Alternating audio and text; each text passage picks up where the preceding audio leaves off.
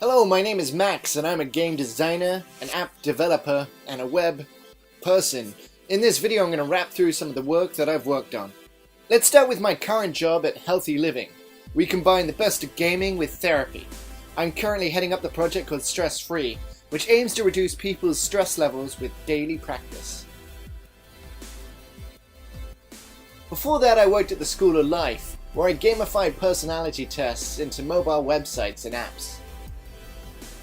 I also converted some of the physical products, like the question cards, into digital and app form.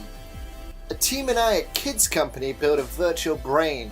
It was 50p per neuron, and the money would go to an Oxford University research centre which would research the effects of neglect on a child's brain. The campaign raised over £750,000.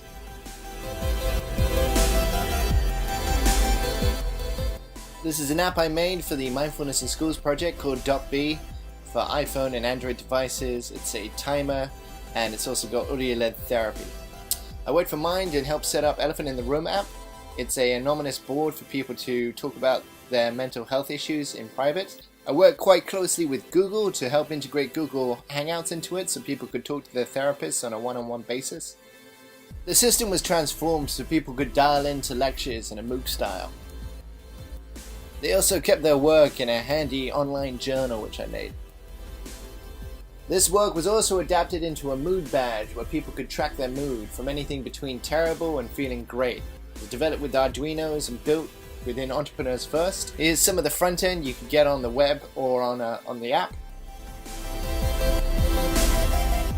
Before that, I was a teacher. I taught code to underprivileged kids and big corporates in a company called Freeformers. I co-developed a homework digital mission site where people could pick up missions and do them at their own time. This is my first startup, Boxtix, where people would do once-in-a-lifetime adventures and fill out their bucket list. A couple of hackathon submissions now. This one was called Demon Dialogues, where you can simulate a dialogue going down the pan and you can fix it. This is another hackathon I won. This one was about finding work in 2014. The idea is you do a character tone from D&D, so people stat out what kind of work they want, what kind of stats they need, and then that goes out onto the networks, and essentially it builds you an online CV.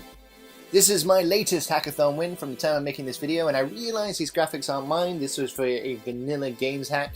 You have 3 days remaining on planet Earth. How do you spend that time? With your wife, with your work, or getting cozy with the receptionist? So it's all about that kind of social dilemma. Huxley's Parrot is an iPhone app I made where it's all about putting the phone away and getting face-to-face with people. So it's actually an app that's targeting phone addiction, and people compete to see how long they can not use their phone.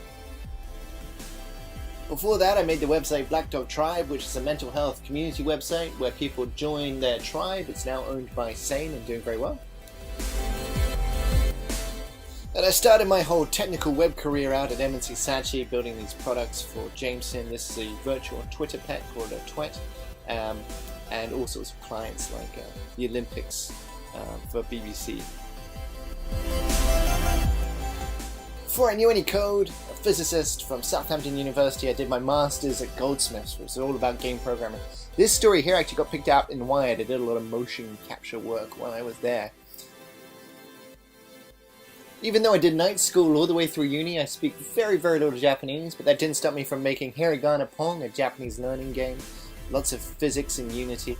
And this was a 2D side-scrolling game made in an extracurricular class I started in Goldsmiths, the Game Society. It's a 2D survival horror called Extraction Point. I developed Bob's Coma, which is a man who falls into a coma and the trauma that can come out of that. That was done in Unity and C#, and this is a game that uses OpenCV and the Kinect camera, where you get the crazy train from one side of the track to the other. Here's some 3D level art and a ray tracer I made. Finally, here's EQ Mario, which is a game about how you can use emotional intelligence to get through the Mushroom Kingdom instead of violence.